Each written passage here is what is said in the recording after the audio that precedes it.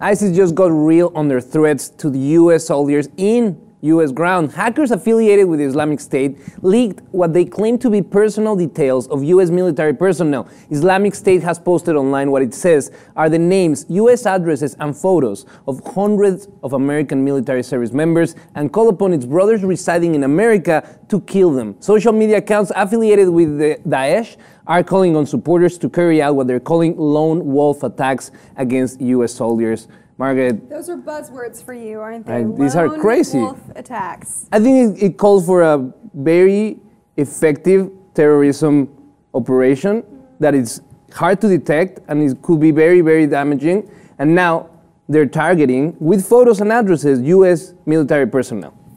You know, we knew that they wanted to ratchet up their attacks. It was when they were going to do it on American soil, not if. It looks like they're inching towards that goal more rapidly than we thought that they would be.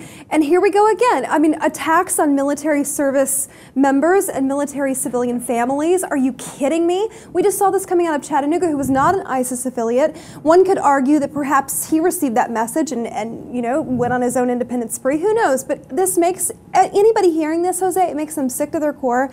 They want lawmakers to do something about it, and the fact that they're sitting idly by and allowing it to happen, or not coming out in front of the storm, it makes it worse. It is. Well, this is coming from what is called, or naming themselves, the Islamic State Hacking Division, and what they're claiming is that they actually hacked into military servers and got this information. Now, I call their bluff. They don't have the. I don't think they have the. I think, and now, anonymous Pentagon sources that haven't revealed their name because of the investigation has said, we are not too worried, we're looking into it, we are advising our soldiers to take the appropriate measures, but most of the information that they put out there is information that they could easily farm from articles talking about airstrikes and operations and those things available in social media. And then you can create this list and dox all of these guys and put them out for some extremists and some disengaged citizens or residents of the United States that might take action. All it's going to take is one attack on U.S. soil that we can directly link to ISIS for a policy to change. I hate that it's going to have to come to that. I can see that happening. And, this is another example of how brazen they are.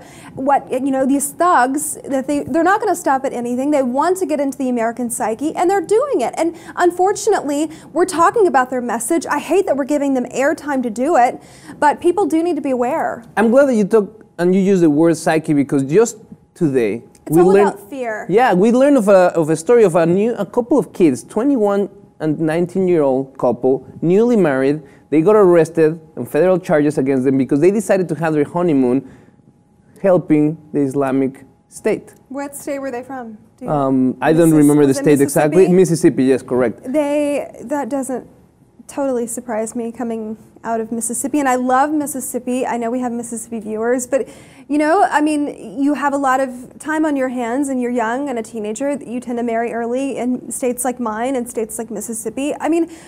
Do we know what what they were American? They were Americans, and they were trying to have their honeymoon traveling to Iraq. Maybe it was a joke. They thought it would be funny. Nobody can actually get into Iraq unless they're a civilian contractor or military. They were not given bail, so now they will remain under arrest because of their terrorist intentions, and they wanted to go and work as medics and help out the fighters, not necessarily engage in fighting.